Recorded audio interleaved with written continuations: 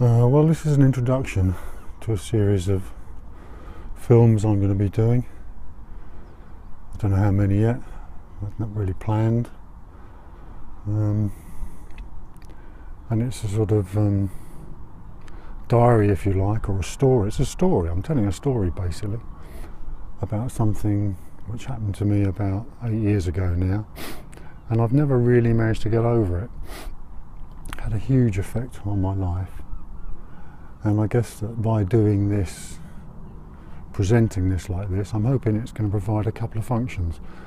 One is that, quite a lot of people in the past and still now sort of ask me about it, oh, why aren't you still teaching? Why, have you retired and what happened, all this sort of stuff. And I'm very aware that I can become quite boring about it. If somebody, I don't press it on people. Once people ask me about it, I tend to talk at great length and in detail. And I suppose if I could just point them to my YouTube channel and say, have a look at that if you're interested, it might help.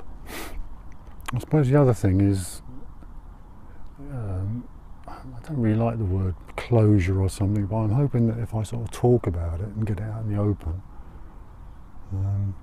it might actually help me come to terms with it. It's something I've not been able to come to terms with, even though we're talking about events that started about 8 years ago. I find slightly embarrassed doing this sort of thing. It's blog or vlog or whatever it is. It does seem rather indulgent, self-indulgent, I suppose. Bit of a me, selfie culture. I don't know, but it is a story. We're not talking about a Game of Thrones story, but it is a story that's got treachery in it, lying, deceit, things like that in it. Quite a lot of lying and deceit, actually. So I suppose it's got, casual interest to other observers, maybe, apart from people I know who know me. So that's the sort of idea, and it's unscripted, and I'm just going to try and go through it sort of chronologically, but with flashbacks and things like that, and just see how it goes. Really, I'm not quite sure. As I say, there's no real structure to it at the moment, but it is a bit of a story of injustice, I think. And I suppose the other thing is that when you do talk to people about it, the story sounds so incredible as to be unbelievable, really. Well, we'll see what you think if you manage to get through it.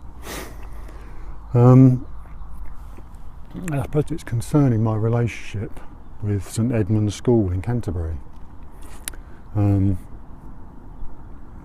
That's what it's all about, and my career as a teacher there.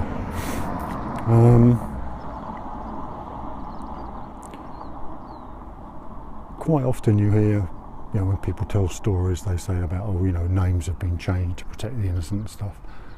Well, I don't intend to do that. I'm going to say it like it is, and people did things and said things. So I'm quite happy to put it on record.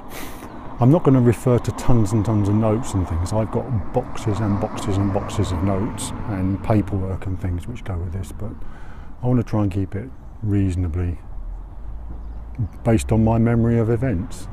And I'm sure that people who are around at the time will be able to confirm, that what I'm saying is true. I suppose the story starts essentially, I suppose, in 1991. I'd just been made redundant. I'd been a quantity surveyor for a flooring company, and in the parlance of the time, I was let go by my boss. I didn't really know what he was talking to me about, bizarrely. He said, we're going to have to let you go. Let me go where? Obviously I was being given the sack. The company actually folded, which was crazy. It was all, that sort of thing went on quite a lot in those times. Anyway, I didn't want to go back into the state system of teaching because I could see the way things were going. So I thought, I'd just give a few local private schools a spin. And I rang up, and I don't really know how I ended up talking to this guy. This at St Edmund's, I rang up, and I ended up talking to a bloke called David Stevenson, who was head of art there. And he said, come over. I think I went over that day or the next day, and we just chatted informally. I don't actually know how I got on, was put through to him, but anyway, I was. And we chatted for a few hours, and we talked about things. And he said, I'd like you to come over and meet the head, because I'd like you to start work here in September. This was in, when would this have been? May. This was in May, I think. Because Chloe had just been born. My third daughter had just been born. Anyway, that's the way I started. I started working at St Edmunds, and it's quite funny because a former colleague of mine has just been doing this story online. It's a fictitious story, but I guess it's loosely based on his own experiences of somebody who hasn't had a background in private education. You know, what a culture shock it is, what a change. And I had quite a bit of sympathy with this story, which he's still writing. Be interested to see what happens in the latter stages of it. Anyway, that's another story. Exeats and bursars and houses and Michaelmas, and there was all these sort of weird things. But anyway, this guy, David Stevenson, very nice chap, Yorkshireman, big beard. He was head of art there, and basically it was nearly the 21st century, and St Edmunds didn't have a design and technology facility at all. And as head of art, they obviously thought, well, it's loosely based on that sort of thing. So he was charged with setting up the department. So he wanted somebody who knew a little bit about it. And as I'd been head of department for 10 years at the local secondary modern school, he thought I was the ideal guy. Anyway, so I started there, and we, a couple of years setting the thing up from a standing start. They built a new block which had already been approved, which I think is why he wanted to get me in, to sort of say, is this going to be all right? How's it going to work? And it was an interesting, exciting time, particularly because he was quite poorly. I think it was stress related. Well, it obviously was stress related, because eventually he left because of it. So he was away quite a lot. But a nice chap. Bit of a struggle to get investment out of the school, because obviously with no history of it, they didn't really understand setting something like that up was actually quite inexpensive undertaking. Anyway, as I say, I think I was there. I think we overlapped for a couple of years, and as I say, he became increasingly poorly. I used to spend quite a lot of time teaching two groups, which wasn't particularly a problem.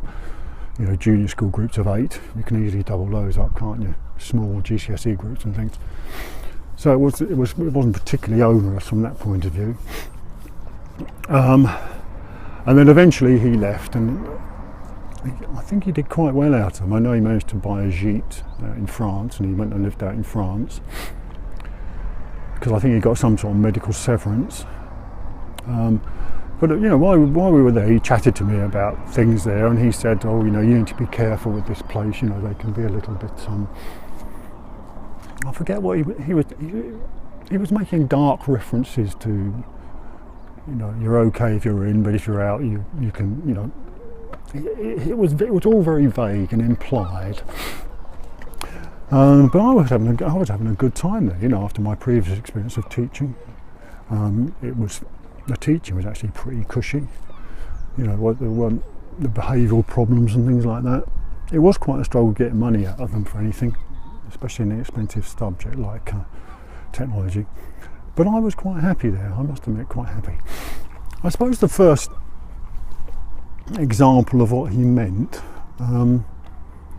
the head of home economics, as it was, she got poorly as well, actually. Quite tragic. Anyway, they needed to replace the head of home economics, and they wanted to make it food technology and bring everything up to date, try and get a technology department going rather than just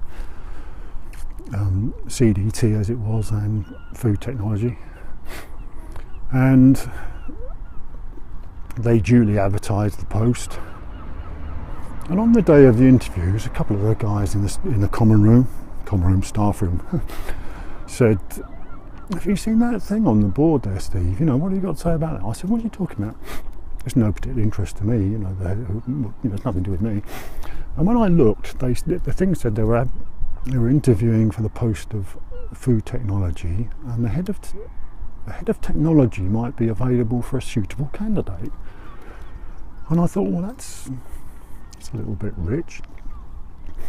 Anyway, I went to see the deputy or the head, I can't remember who it was now at the time, and I said, if there's a head of technology job going, I think, I might have been interested in doing that myself.